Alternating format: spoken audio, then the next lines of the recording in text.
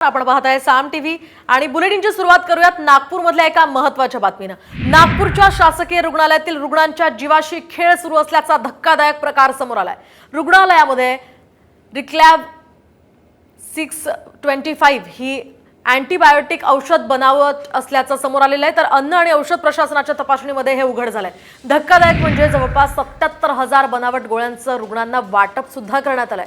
गुजरात इथल्या refined pharma या नावाच्या कंपनीचं हे औषध आहे, मात्र ही कंपनी चक्क अस्तित्वातच नसल्याचं चौकशीतनं उघड झालंय।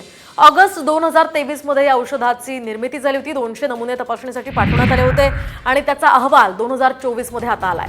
त्यामुळे रुग्णांच्या जीवाशी हा खेळ सुरू असल्याचं धक्कादायक वास्तव समोर आलेलं आहे। या संदर्भात आपण अधिकची माहिती जाणून घेऊयात आमचे प्रतिनिधी पराग ढोबळे यांच्याकडून। पराग, अतिशय संतापजनक ही बातमी म्हणावी लागेल, काय नेमकं घडलंय नागपुरात? नक्की संतापजनक आणि धक्कादायकच ही माहिती आहे, कारण की ज्या पद्धतीने बनावट औषध जे आहे ते शासकीय वैद्यकीय महाविद्यालयातून रुग्णांना देण्यात येत असल्याचं एफडीएच्या समोर आलं होतं आणि त्यांनी या सगळ्यानंतर 200 नमुने त्याचे जे होते ते घेतले होते।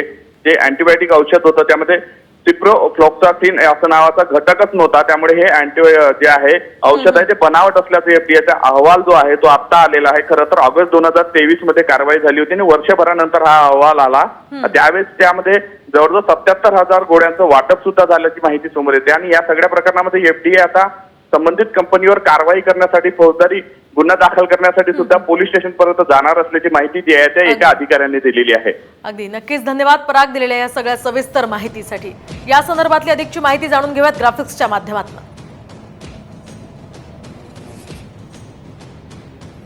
तर सरकारी रुग्णालयामध्ये रिक्लॅब 325 अँटीबायोटिक बनावट असल्याचं यामध्ये समोर आलंय।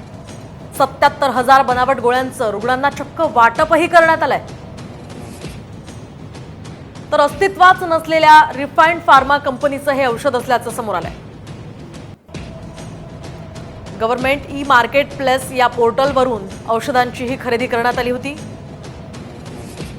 पोर्टलवरून केवळ शासकीय रुग्णालयांमध्येच औषधी खरेदी केली जात आहे। त्यामुळे आता आरोग्य विभागाचा हा अतिशय भोंगळ कारभार पुन्हा एकदा चव्हाट्यावर आलाय।